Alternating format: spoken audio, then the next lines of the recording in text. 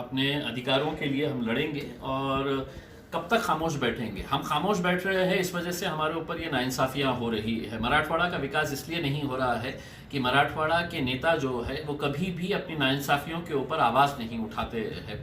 इससे पहले भी कई मरतबा ऐसा हो चुका है कि हमारे जो प्रतिष्ठित ऑर्गेनाइजेशंस, इंस्टीट्यूशन जो हमको दिए गए थे, चाहे जिसमें इंडियन इंस्टीट्यूट ऑफ मैनेजमेंट है, all India institute of medical sciences है, ये भी औरंगाबाद में रहते अगर हम एकजुट एक ताकत बनकर खड़े रहते, सभी राजनीतिक पार्टियां अपने राजनीतिक मतभेद भूलकर अगर लड़ते कि नहीं ये हमको चाहिए करके। लेकिन उस वक्त देवेंद्र फडणवीस साहब ने अपनी नाइंसाफियां हमारे साथ की, और अब शिवसेना, कांग्रेस और राष्ट्रवादी कांग्रेस, ये स्पोर्ट्स यूनिवर्सिटी ये हमको दी गई थी, इसके लिए ऑलरेडी हर चीज फाइनल हो गई थी, इसके लिए लैंड आइडेंटिफाई हो गया था, और बाद में पता चला कि नहीं, राष्ट्रवादी कांग्रेस के किसी एक बड़े नेता की दादागिरी की वजह से यहां से ये स्पोर्ट्स यूनिवर्सिटी उठाकर पुणे लेकर चले गए हैं। तो या तो अब हम खामोश बैठ के तमाशाई बनकर देखते रहे कि हमारी चीज कोई दूसरा आकर खींचकर लेके चले जा रहा है, या हम लड़े।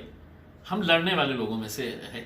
हम खामोश बैठकर सिर्फ महज राजनीति करने वाले लोगों में से नहीं है जो सिर्फ चुनाव के वक्त में आएंगे, धार्मिक मुद्दे बनाएंगे, शहर का नाम बदल दो इसके ऊपर चर्चा करेंगे, हिंदू मुसलमान करेंगे उसमें। ये विकास के काम की भी जिम्मेदारी आप सरकार के अंदर बैठे हैं, आपकी है, और अगर आप नहीं करेंगे तो हमको ये पूरा अधिकार है, आपसे हम सवाल करेंगे। और यही सवाल करने के लिए 15 अगस्त के दिन हम सुबह 9:30 बजे वहां पर डिवीजन कमिश्नर ऑफिस के पास पालक मंत्री सुभाष देसाई साहब आ रहे हैं। हम उनको अपनी नाराजगी जाहिर करेंगे। हम लोकतांत्रिक तरीके से जो आंदोलन करने का अधिकार हमको दिया गया है, हम उसका पूरा इस्तेमाल करेंगे, और वहां पर उनको काले झंडे दिखाएंगे और बताएंगे कि हम नाराज है इस फैसले से, और हमको बताओ ये कि किसके बोलने के ऊपर ये स्पोर्ट्स यूनिवर्सिटी यहां से हटाई जाती है करके, और क्यों सेना के, कांग्रेस के और राष्ट्रवादी कांग्रेस के लोग हैं तो खामोश बैठे हुए हैं।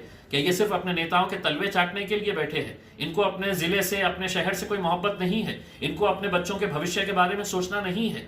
या सिर्फ है तो चुनाव के वक्त में है तो सिर्फ अपने को राजनीति करने का है करके? ये मुद्दा मेरा अकेले पार्टी का नहीं है। मैं औरंगाबाद की तमाम जनता से यह अनुरोध करूंगा कि कल सड़क के ऊपर निकल कर आइए, और पुलिस वालों से ये अनुरोध करूंगा कि अगर हमको कल यहाँ पर रोके तो मैं आपको साफ कह रहा हूं कि जहां जहां पर भी पालक मंत्री के कार्यक्रम रहेंगे वहां पर हम पहुंचेंगे, चाहे उसके लिए हम एयरपोर्ट तक क्यों ना जाना पड़े। हम एयरपोर्ट तक उनको विदा करने के टाइम के ऊपर तक हम उनका पीछा करते रहेंगे। हम अपना लोकतांत्रिक तरीके से, इम्तियाज जलील कोई अपने जाती तौर के ऊपर है तो अपने लिए कोई महल नहीं मांग रहा है करके, मैं अपने लोगों ने मुझे चुनकर दिया है तो विकास के कामों के लिए चुनकर दिया है, और ये विकास जब हमारे पास करीब आता है तो इसको कौन खींच कर लेके जाता है, इसका जवाब देना पड़ेगा। शिवसेना को देना पड़ेगा, राष्ट्रवादी को देना पड़ेगा, और कांग्रेस को भी देना पड़ेगा। ये सिर्फ औरंगाबाद को क्या सिर्फ एक एक्सपेरिमेंटल ये कर दिए है कि यहाँ पर जितने भी इंस्टीट्यूशंस आएंगे कोई लेकर चले जाएंगा और तुम यहाँ पर सिर्फ थालियां बजाते रहेंगे। मैं तो ये चाहूंगा कि स्पोर्ट्स यूनिवर्सिटी लेके आओ, और तुम्हारे को किसके नाम के ऊपर रखने का है, तुम्हारे अब्बा के नाम पे रखने का है तो स्पोर्ट्स यूनिवर्सिटी का नाम तुम्हारे अब्बा के नाम पे रखो, लेकिन स्पोर्ट्स यूनिवर्सिटी चाहिए।